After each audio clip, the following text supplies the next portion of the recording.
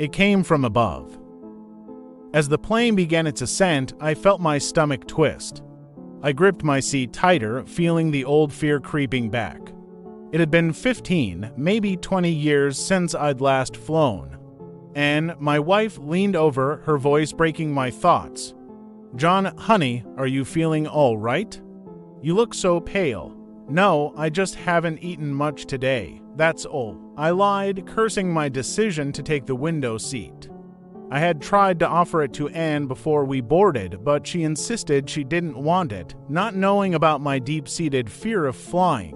I never told her about the fear that had haunted me since childhood.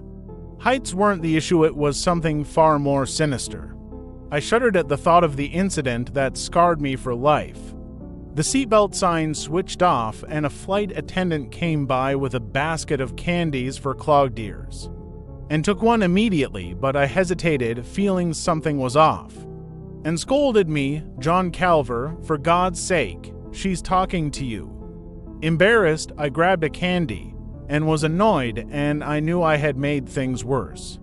"Sorry, I'm just not feeling very well, I'd better get some sleep." And looked worried. "Are you sure that's all there is to it? Did anything happen to you while I was looking away?"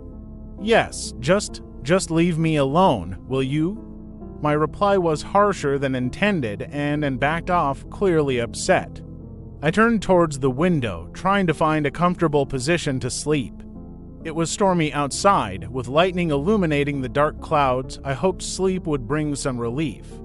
But then, the nightmare began. I found myself in an older airplane.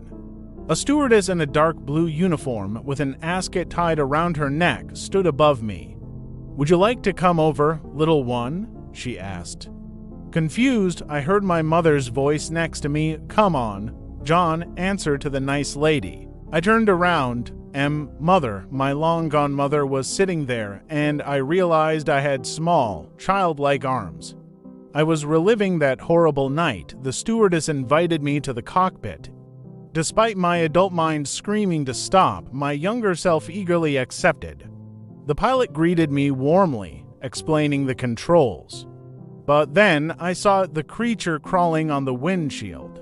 It had dark brown fur, pointy horns, and sharp claws. "John, what's your name?" the pilot asked, oblivious to the creature. "That thing crawling on the windshield," I stammered, terrified. The pilot dismissed it as a shadow, but I knew better. The creature's red eyes met mine, filled with bloodthirst. Its grin revealed rows of sharp teeth. I woke up, drenched in sweat, heart pounding, and was asleep beside me. I felt terrible for how I had treated her. The plane jolted, and I felt like we were falling.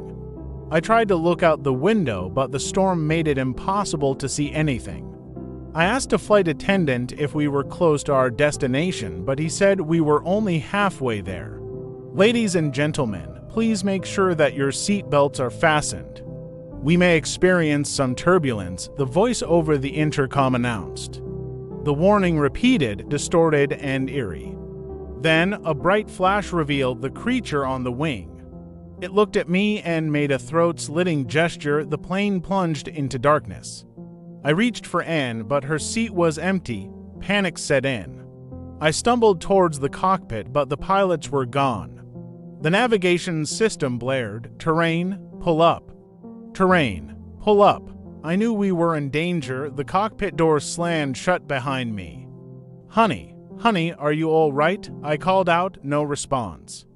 Then I saw the creature, grinning with those bloodthirsty eyes. The last thing I saw was its terrifying face, and I knew I couldn't escape the fear that had haunted me for so long.